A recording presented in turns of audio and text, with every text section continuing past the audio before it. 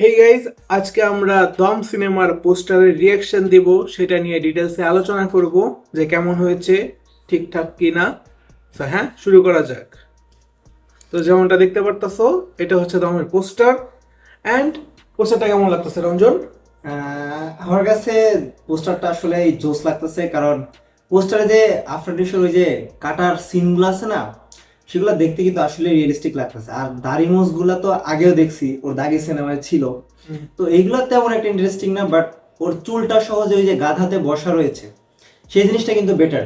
একটা ইন্টারেস্টিং জিনিস লক্ষ্য হয়েছে, সেটা হচ্ছে যে যে গাদাতে বসে আছে, আফরান নিশো কিন্তু নিজের ফিজিক্স অনেক সুন্দর করছে, মানে অনেক চিকন লাগতেছে। ফেসটা মানে এরকম ভাবে আর কি এসে বসে আছে আর কি, পুরো বডি অ্যাঙ্গেলটা মানে লাগতেছে যে খুবই অসহায় সে। যে তার সে এমন একটা পরিস্থিতিতে পড়ছে যে তার আসলে কোনো কিছুরই করার নাই। পোস্টারের ভিতরে আছে একটা হলুদ ভাই। এই জিনিসটা কিন্তু আমি যখন দা গড লাইফে দেখছিলাম মোটামুটি সেম। তুই তো গড লাইফটা দেখোস নাই, কিন্তু আমি তো গড লাইফটা দেখছি। তো গড লাইফে কিন্তু আসলেই এরকম টাইপেরই কালার গ্রেডিং ছিল। ইভেন শুধু একটা জিনিস এখানে আলাদা লাগতেছে কি, যে ওই পিছনের যে গুলি নিয়ে দাঁড়ায় আছে তারা, তাদের জিনিসটা একটু আলাদা, কারণ গড লাইফে এরকম জিনিসপত্র ছিল না। ওইখানে হচ্ছে ওই মরুভূমির অঞ্চলে হচ্ছে মানুষ ওই 2-3 জন আর কি, ওই যে নায়কটা আছে ওরে আর কি ধরে নিয়ে যায়, ধরে নিয়ে যায় আর কি, ওরে কাজ খাটানো শুরু করে। তো এখানের গল্পটা যেহেতু আলাদা, এর ভিতরে আবার পেজে লিখে দিছে যে শুধু লড়াই নয়, অস্তিত্বের প্রশ্ন, যত বাধাই আসুক দম থাকলে ঠেকাই কে। সত্য ঘটনা অবলম্বনে রেদওয়ান রনির চলচ্চিত্র দম আসছে ঈদ উল ফিতর 26-এ। আচ্ছা, এখন এটা আসলে কাটিয়ে ইন্ডিকেশন করে আসলে তারা এই পোস্টটা দিল, সেটা আসলে আমার জানা নেই। অডিয়েন্সের জন্য আরো ভালোভাবে বোঝায়, দম থাকলে ঠেকাই কে, এটা কিন্তু ইনডাইরেক্টলি প্রিন্সকেও বলা হইতে পারে, রাক্ষসকেও বলা হইতে পারে। রাইট। তো হ্যাঁ, আমরা এটা নিয়ে আলোচনা করতেছিলাম যে এটা কাকে বলা হয়েছে, এটা সিনেমার গল্প হিসেবে বলা হয়েছে নাকি রিয়েল লাইফে প্রিন্সকে বলা হয়েছে। একটা ইন্টারেস্টিং বিষয়, আপনারা কমেন্টে জানিয়ে দেবেন যে আপনারা কি মনে করেন। আরেকটা হলো বিষয় হচ্ছে, আমরা রিভিউতে কথা বলছি এটার, যে দুইটা লেয়ারে বানানো হয়েছে। কিন্তু একটা লেয়ারে আমরা মূল চরিত্রকে দেখতে পারতাছি, আরেকটা লেয়ারে আমরা গল্পতে কি হতে যেতেছে সেটা দেখতে পারতাছি। এটা কিন্তু অনেক ইন্টারেস্টিং। এটা ইন্টারেস্টিং বিষয়, এটা আমার কাছে অনেক বেশি বেটার লাগছে। এরকম আসলে আগের কোন সিনেমাতে সেরকম একটা দেখি নাই। বাট আমার কেন যেন মনে হয় আমি একটা সিনেমায় হয়তো দেখছিলাম একটা পোস্টার, বাট সেরকম ভাবে মাথায় আসে না। রাজকুমার, এই দেখ, কি মনে হয় একটা লেয়ার, একটা লেয়ারে শাকিব খানের একটা ফেস, রাজকুমারের এরকম একটা লেয়ার ছিল। হ্যাঁ, এর জন্য একটু একটু একরকম লাগছে। কালার গ্রেডিং অলমোস্ট সেম, ওই ইয়েলো স্টোন।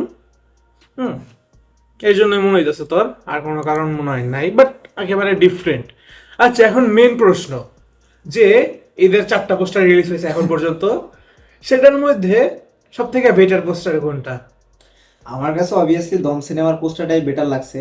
বাট যদি তুই ফেসবুকে বা ইউটিউবে কোনো পোল দেস, হ্যাঁ, কোন একটা ক্ষেত্রে যদি পোল দেস, তাহলে শাকিব খান জিতবে। এটা কেন বলতো? Fan base. স্বাভাবিক, শাকিব খানের ফ্যান বেজ অনেক বেশি, কারণ সে কত আগে থেকে কাজ করতেছে। আসলে যেই সময় সিনেমা ইন্ডাস্ট্রি চলে নাই, সিনেমা মানুষ দেখে নাই, সেই সময় শাকিব খান কি রেগুলার সিনেমা দিচ্ছে।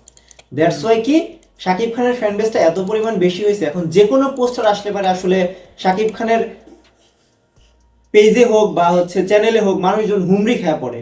তো ওই জিনিসটার কারণে আসলে শাকিব খান সব সময় জিতে যায়। মানে প্রিন্সের পোস্টার বর্তমানে তেমন একটা ভালো না, বাট সিনেমা নিয়ে আমরা ইন্টারেস্টেড। সিনেমা নিয়ে আসলে অনেক বেশি ইন্টারেস্টেড, কারণ সিনেমা তো অনেক বেশি বেটার হওয়ার কথা। যেহেতু শাকিব খানের সিনেমা আগের মতো, তার সিনেমা সে এখন আর সাইন করে না, সে তো এখন মোটামুটি ভালো ধরনের সিনেমায় সাইন করে। দমের সিনেমার পোস্টারটাই আসলে বেটার অন্যান্যগুলোর তুলনায়। এখন রাক্ষসের পোস্টারটা আসলে আসলে বোঝা যাবে যে আসলে আমরা কোনটাকে কিভাবে রাখবো। রাক্ষসের ফ্যান মেড পোস্টার অসাম। হ্যাঁ, রাক্ষসের যে ফ্যান মেড পোস্টারটা আছে, সে যে হোয়াইটিশ একটা কি বলে যে কোট জ্যাকেট পরে আছে, হ্যাঁ, সেটাতে কিন্তু সিয়াম আহমেদকে দারুণ লাগতেছে ভাই, জোস।